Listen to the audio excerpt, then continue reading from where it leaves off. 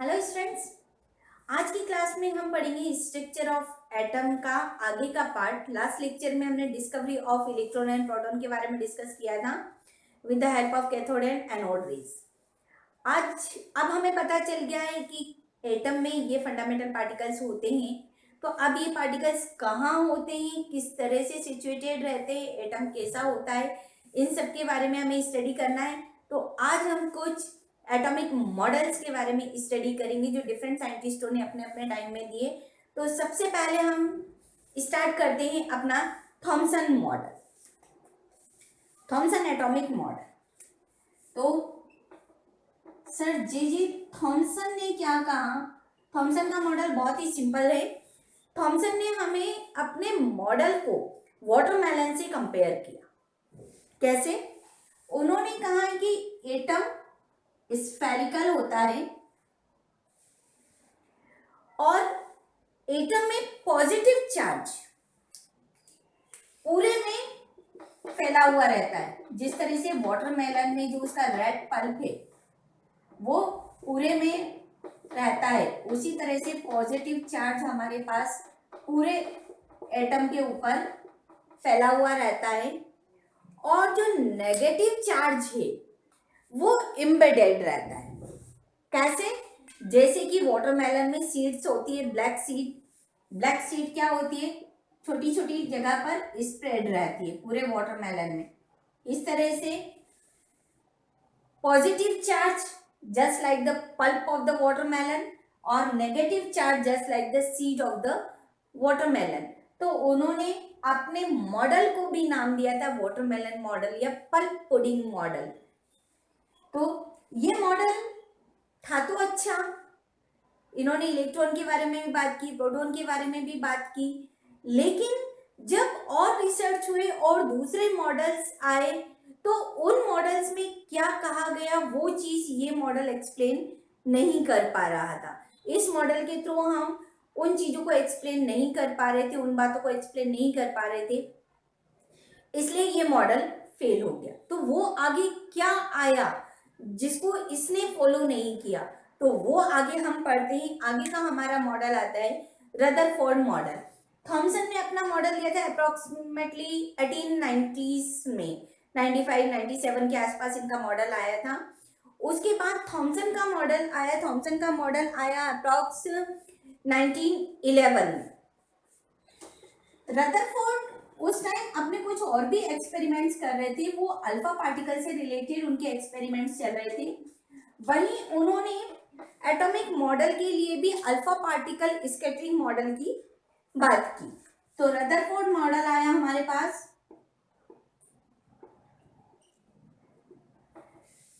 Approx 1911 में। इन्होंने alpha particle scattering की बात की। अब अल्फा पार्टिकल क्या होता है? अल्फा पार्टिकल एक ऐसा पार्टिकल है जिस पर 2 पॉजिटिव चार्ज होता है और जिसका मास 4 यूनिट जिस पर मास होता है। दैट मीन्स इससे आपको कुछ पता चल रहा है क्या है जिस पर 2 चार्ज और 4 मास हो? This is the helium. तो इसको हम एक हीलियम न्यूक्लियस भी बोल सकते हैं। अब ये अल्फा पार्टिकल आएंगे कहाँ से? अल्फा पार्टिकल किसी भी रेडियो एक्टिव एलिमेंट से आ सकते हैं, जैसे रेडियम है, उससे आपके पास अल्फा पार्टिकल्स आ सकते हैं। हालांकि ये थोड़े कॉस्टली पड़ते हैं, पर रदरफोर्ड ऑलरेडी ही इस तरह के एक्सपेरिमेंट्स को कर रहे थे, अल्फा पार्टिकल्स पर बेस्ड एक्सपेरिमेंट्स कर रहे थे, तो उन्होंने इस एक्सपेरिमेंट्स को किया। हम एक डायग्राम के बेस पर इसको देख सकते हैं कि जैसे सपोज ये हमने एक चेम्बर बनाया जिसमें हमने उस पार्टिकल को, उस सब्सटेंस को रखा जिसमें से अल्फा पार्टिकल्स निकलने वाले हैं। तो हमने मान ये ले लिया आपका रेडियम, एक रेडियो एक्टिव एलिमेंट से। अब इसमें से अल्फा पार्टिकल्स निकल रहे हैं। ये अल्फा पार्टिकल उन्होंने डाले कोई heavy metal like silver, gold, platinum, इस तरह की किसी हैवी मेटल की उन्होंने बहुत ही थिक फॉइल ली। उन्होंने जो ली वो उन्होंने ली थी गोल्ड फॉइल। यह हमने ले ली एक गोल्ड फॉइल जिसकी थिकनेस कितनी है? अप्रॉक्स 100 नैनोमीटर थिक फॉइल है, ठीक है। इस फॉइल पर इन्होंने ये अल्फा पार्टिकल्स को बम्बार्ड किया। जब ये अल्फा पार्टिकल इस फॉइल पर बम्बार्ड हुए तो क्या हो रहा है, क्या रिजल्ट मिलेगा, इसके लिए उन्होंने एक फ्लोरिसेंट मटेरियल की ट्यूब ली, सॉरी एक फ्लोरिसेंट मटेरियल का इस तरह से उन्होंने एक फॉइल टाइप की ले ली, जिस पर यहाँ से निकलने वाले अल्फा पार्टिकल्स को वो ऑब्जर्व करेंगे। और यहाँ एक मूवेबल माइक्रोस्कोप लगाया हुआ है। ये मूवेबल माइक्रोस्कोप है, ये पूरे में ऑब्जर्व कर रहा है कि पार्टिकल कहाँ जाके स्कैटर्ड कर रहा है। तो उन्होंने ऑब्जर्व किया कि जब यहाँ से ये अल्फा पार्टिकल्स जा रहे हैं, मोस्टली अल्फा पार्टिकल्स यानी अप्रॉक्स 99.9% अल्फा पार्टिकल्स सीधे निकल गए। बहुत थोड़े अल्फा पार्टिकल्स ही जो कुछ स्मॉल एंगल से डेविएट हुए, लेकिन कुछ अल्फा पार्टिकल्स हैं जो बहुत ज्यादा एंगल से डेविएट हुए। ये क्या शो कर रहा है? Very large deviation. ये फ्यू डेविएशन को शो कर रहा है। और जो ये है ये स्ट्रेट निकल गए, यानी अप्रोक्सीमेटली उन्होंने जितने भी पार्टिकल्स डाले तो उसमें से उन्होंने ऑब्जर्व किया कि 99 या उससे भी ज्यादा पार्टिकल स्ट्रेट वे में निकल जाते हैं। बहुत ही थोड़े से पार्टिकल्स ऐसे हैं जो स्मॉल एंगल से डेविएट हो गए हैं, और बहुत बहुत बहुत कम पार्टिकल यानी 1 आउट ऑफ 20,000 पार्टिकल ऐसा था जो काफी लार्ज एंगल से डेविएट हुआ, इतना ज्यादा कि शायद वो वापस से 180 के एंगल से रिटर्न हो गया। ये उन्होंने ऑब्जर्वेशन की। और ऑब्जर्वेशन कैसे पता चली? एक तो मूवेबल माइक्रोस्कोप लगा हुआ है तो वो कंटिन्यूसली बता रहा है कि पार्टिकल कहाँ कहाँ जा रहे। दूसरी, ये जो फ्लोरेसेंट ट्यूब है ये जिंक सल्फाइड की बनी हुई है। इस पर जैसे ही पार्टिकल टकराता है तो यहाँ पर शाइनिंग फॉर्म होती है और उस शाइनिंग से पता चल जाता है कि यहाँ पर पार्टिकल आकर टकराया है। तो इस तरह से इन्होंने ऑब्जर्वेशन किए। तो रदरफोर्ड का एक्सपेरिमेंट क्या था? उन्होंने अल्फा पार्टिकल्स को जो कि किसी रेडियो एक्टिव एलिमेंट से मिले, अल्फा पार्टिकल्स को एक थिन फॉइल, हैवी मेटल की थिन फॉइल पर बम्बार्ड किया। तब ऑब्जर्वेशन क्या हुए? मैक्सिमम पार्टिकल सीधे निकल गए, फॉइल को पार करते हुए, क्रॉस करते हुए सीधे निकल गए। कुछ पार्टिकल स्मॉल एंगल से डेविएट हुए और बहुत ही थोड़े 1 आउट ऑफ 20,000 पार्टिकल काफी लार्ज एंगल से डेविएट हुआ या अपने पाथ पर, प्रीवियस पाथ पर वापस आ गया। अब इस एक्सपेरिमेंट से क्या ऑब्जर्वेशन हुए होंगे? इस एक्सपेरिमेंट से उन्होंने क्या कंक्लूजन निकाले? इस एक्सपेरिमेंट को हम एक यदि छोटे से वे में देखें तो हम इसको इस तरह से भी देख सकते हैं कि ये आपका एटम है, यहां से अल्फा पार्टिकल्स डाले जा रहे हैं, ये उसका न्यूक्लियस होगा, या अभी हम मान लें कुछ भी नहीं। चलिए, मैक्सिमम अल्फा पार्टिकल्स सीधे निकल गए, कुछ पार्टिकल्स स्मॉल एंगल से डेविएट हो गए, कुछ पार्टिकल्स बहुत ही लार्ज एंगल से डेविएट हुए, और जो ये लार्ज एंगल से डेविएट होने वाले पार्टिकल्स हैं ये बहुत ही कम पार्टिकल्स थे, यानी 1 पार्टिकल आउट ऑफ 20,000 पार्टिकल्स। तो अब इससे उन्होंने क्या कंक्लूजन निकाले, उन्होंने क्या मॉडल बताया? अब यदि कोई चीज सीधे निकलकर जा रही है, इसका मतलब क्या है कि एटम का मैक्सिमम पार्ट एम्प्टी होता है, वहां पर कुछ भी नहीं है, इसीलिए पार्टिकल सीधे निकल गए। यदि वहां कुछ होता तो उससे टकराते, डेविएट होते, पाथ चेंज होता, पर ऐसा कुछ नहीं हो रहा है, पार्टिकल सीधे जा रहे हैं। इसका मतलब है कि एटम का मैक्सिमम पार्ट एम्प्टी होता है, वहां पर कुछ भी नहीं होता। ठीक। दूसरा क्या हुआ, कुछ पार्टिकल्स स्मॉल एंगल से डेविएट हुए। अब जो ये अल्फा पार्टिकल्स हैं, अल्फा पार्टिकल्स पर पॉजिटिव चार्ज है। अब पॉजिटिव चार्ज डेविएट कब होगा, दो कंडीशन में होगा। पहला, या तो उसको एक और कहीं से पॉजिटिव चार्ज मिले तो पॉजिटिव पॉजिटिव एक दूसरे को रिपल कर देंगे और वो अलग पाथ पे चला जाएगा। दूसरा, यदि उसको कहीं नेगेटिव मिले तो पॉजिटिव नेगेटिव को अट्रैक्ट कर लेगा और वो उसकी तरफ अट्रैक्ट होकर चला जाएगा। यहां भी कुछ ऐसा ही हो रहा है। इस पॉजिटिव अल्फा पार्टिकल्स को कहीं से रिपल्सन मिला तो ये अपने पाथ से रिपल हो गया, और बाहर की तरफ उसे कहीं अट्रैक्शन मिला, नेगेटिव चार्ज मिला, जिससे वो वहां पर अट्रैक्ट हुआ। इससे उन्होंने क्या बोला कि इलेक्ट्रॉन बाहर की तरफ कहीं रोटेट करते हैं। इलेक्ट्रॉन बाहर हैं और ये रोटेशन में है, एक जगह पर स्टेबल नहीं है। तीसरी बात क्या हुई कि बहुत थोड़े से पार्टिकल ऐसे थे जो बहुत लार्ज एंगल से डेविएट हो गए। अब बहुत लार्ज एंगल से डेविएट हुए, दैट मींस पहली बात तो बहुत कम पार्टिकल्स थे जो लार्ज एंगल से डेविएट हुए, दैट मीन जो उसका सेंटर पार्ट है वो बहुत छोटा है। टोटल एटम का जितना साइज माना जाए उसकी कंपेयर में उसका जो सेंटर पार्ट है, सेंटर पार्ट को बाद में इन्होंने नेम दिया न्यूक्लियस।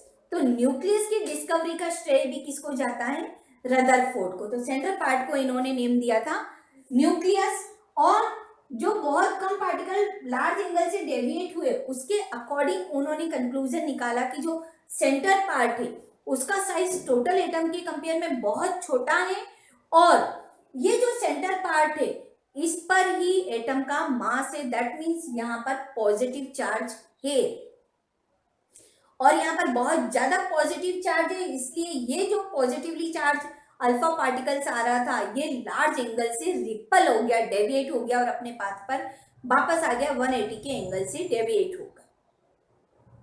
तो पहला कंक्लूजन निकला, एटम का मैक्सिमम पार्ट एम्प्टी होता है, इसीलिए पार्टिकल्स सीधे निकल गए। इलेक्ट्रॉन, नेगेटिवली चार्ज को क्या बोलते हैं हम, इलेक्ट्रॉन। तो इलेक्ट्रॉन न्यूक्लियस के बाहर कहीं घूमता है, इलेक्ट्रॉन न्यूक्लियस के बाहर है, घूमता भी है, इस चीज का वेरिफिकेशन अभी हम कर देंगे। तो इलेक्ट्रॉन कहाँ है, न्यूक्लियस के बाहर है। न्यूक्लियस का साइज एटम के साइज के कंपेयर में बहुत बहुत छोटा है। यदि माना जाए कि एटम का size 10 to the power -10 metre है, तो जो आपका न्यूक्लियस होगा उसका size 10 to the power -15 metre होगा। यानी जो आपका एटम और न्यूक्लियस होता है, एटम और न्यूक्लियस के साइज में अप्रोक्स जो न्यूक्लियस का साइज है एटम के साइज से 1 लाख टाइम छोटा होता है। इसको हम एक और तरह से समझ सकते हैं कि यदि सपोज करो आपके पास एक छोटी बॉल है, जनरली जो क्रिकेट खेलते हैं बच्चे रोड पर खेलते रहते हैं, वो एक छोटी बॉल है। उस बॉल को यदि आप न्यूक्लियस मान ले तो एटम कितना बड़ा होगा, एटम लगभग, यदि ये मैंने बॉल पकड़ रखी है तो यहां से अप्रॉक्स 5 किलोमीटर डिस्टेंस तक की रेडियस का एटम होगा। समझ पा रहे हैं ना आप, यदि इतनी सी बॉल है इसको यदि मैं न्यूक्लियस मानूं तो यहाँ से अप्रॉक्स 5 किलोमीटर डिस्टेंस तक का मेरा एटम होगा। यानी एटम और न्यूक्लियस के साइज में 1 लाख टाइम्स का डिफरेंस होता है। अब इन्होंने क्या कहा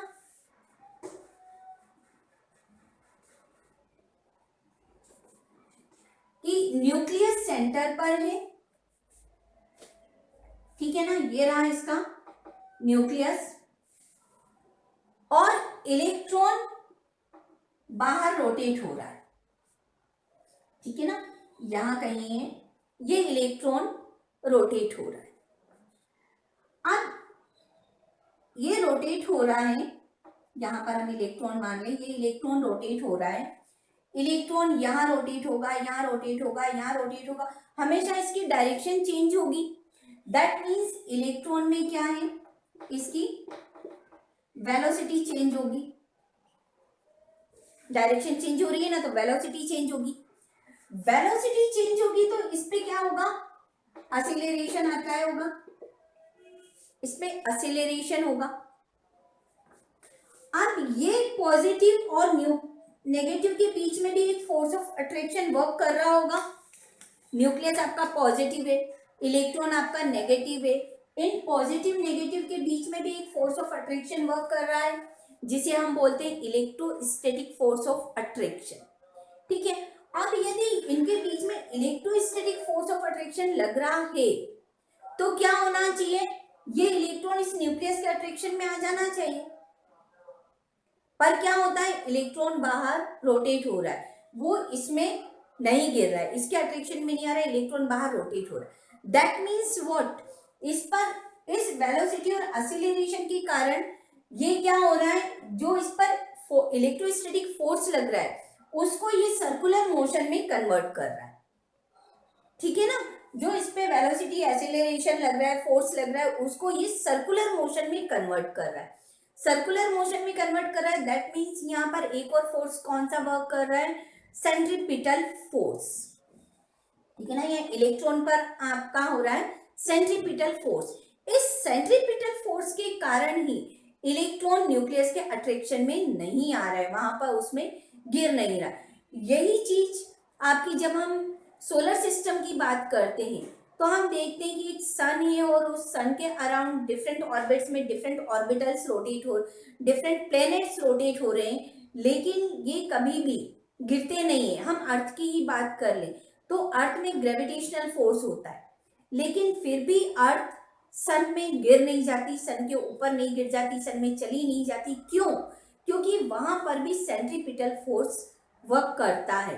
सेंट्रीपिटल फोर्स के कारण चीज अपनी जगह पर एक सर्कुलर मोशन में कंटिन्यूअसली रोटेट करती रहती है। इसी चीज को हम एक छोटे से एग्जांपल से देख सकते हैं। आप एक पत्थर का टुकड़ा ले लें और उसको धागे से बांध लें, धागा थोड़ा सा लंबा ले लें और उसको आप इस तरह से गोल गोल घुमाएं। आप क्या देखते हैं, आपके हाथ से एक फोर्स लग रहा है, उस स्टोन में लग रहा है और वो कंटिन्यूअसली गोल गोल घूमे जा रहा है। जब तक आप अपने हैंड को रोटेट करते रहेंगे वो गोल गोल घूमता जाएगा। दैट मीन्स क्या होता है, वहां भी एक सेंट्रीपिटल फोर्स लग रहा है। तो ये सेंट्रीपिटल फोर्स के कारण यहाँ पर ये इलेक्ट्रॉन गिरेगा नहीं और ये इस सर्कुलर मोशन में कंटिन्यूअसली मूव करता रहेगा।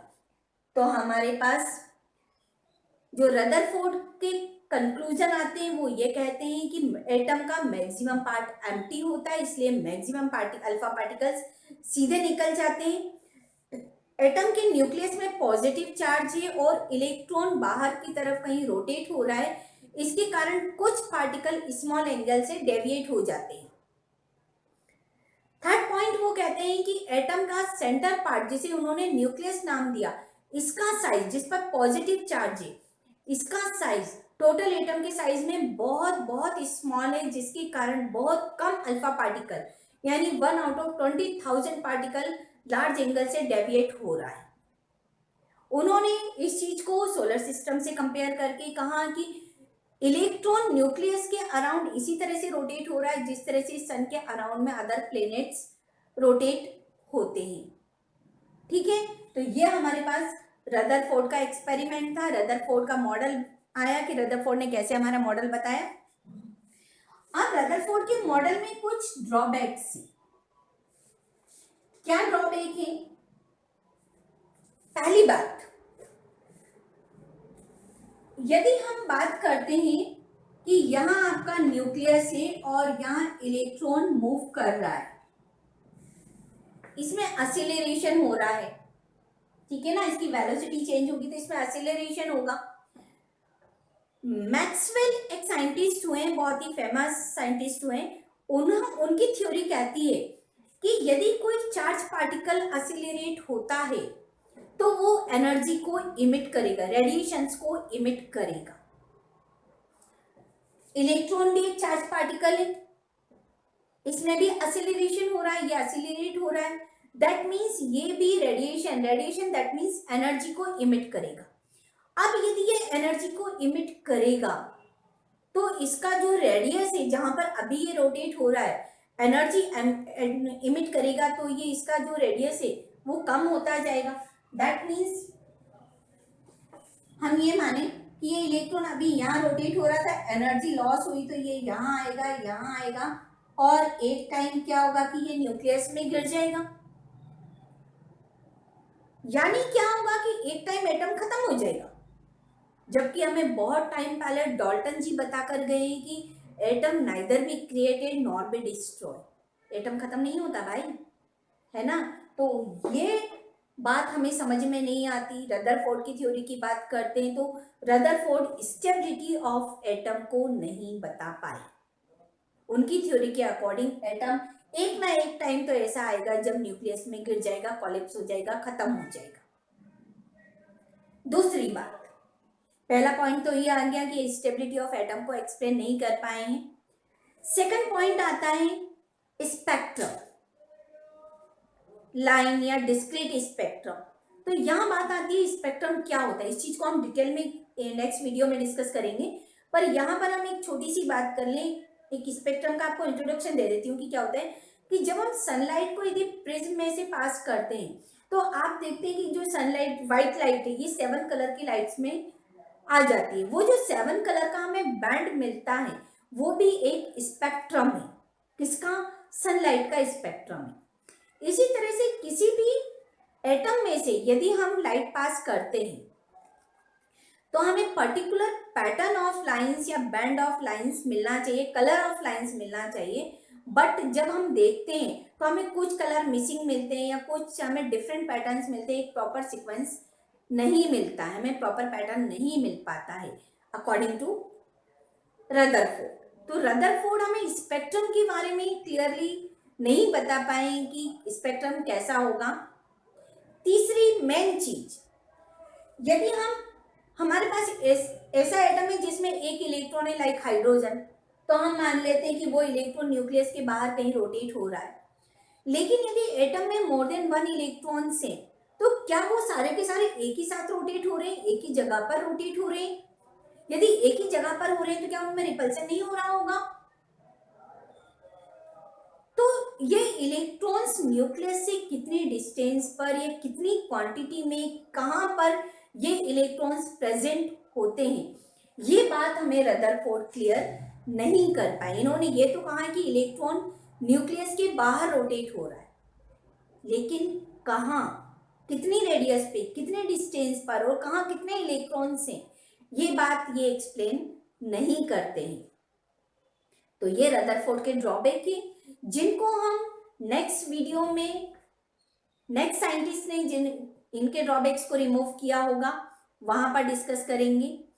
जो हमने थोड़ी देर पहले बात की थी थॉमसन मॉडल की, थॉमसन मॉडल इसलिए फेल हो गया था कि जो रदरफोर्ड का एक्सपेरिमेंट था, अल्फा पार्टिकल स्कैटरिंग एक्सपेरिमेंट, वो इस चीज को फॉलो नहीं कर रहा था, इसलिए रदरफोर्ड का मॉडल फेल हो गया था। अब सॉरी, थॉमसन का मॉडल फेल हुआ था क्योंकि वो रदरफोर्ड की स्कैटरिंग मॉडल को फॉलो नहीं कर पा रहे थे।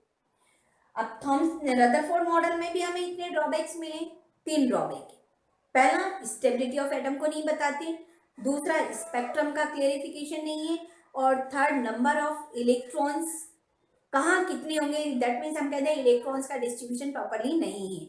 तो इन ड्रॉबैक्स को रिमूव करने के लिए हम नेक्स्ट वीडियो में नेक्स्ट थ्योरी के साथ आपके सामने आएंगे। तब तक के लिए बाय बाय, एंजॉय करिए। वीडियो अच्छा लगता है तो प्लीज़ शेयर करिए, कमेंट करिए, लाइक करिए, और सब्सक्राइब नहीं किया है अभी तक तो प्लीज़ वीडियो को सब्सक्राइब करिए। Thank you for watching. Next video में फिर मिलते हैं नेक्स्ट थ्योरी के साथ में।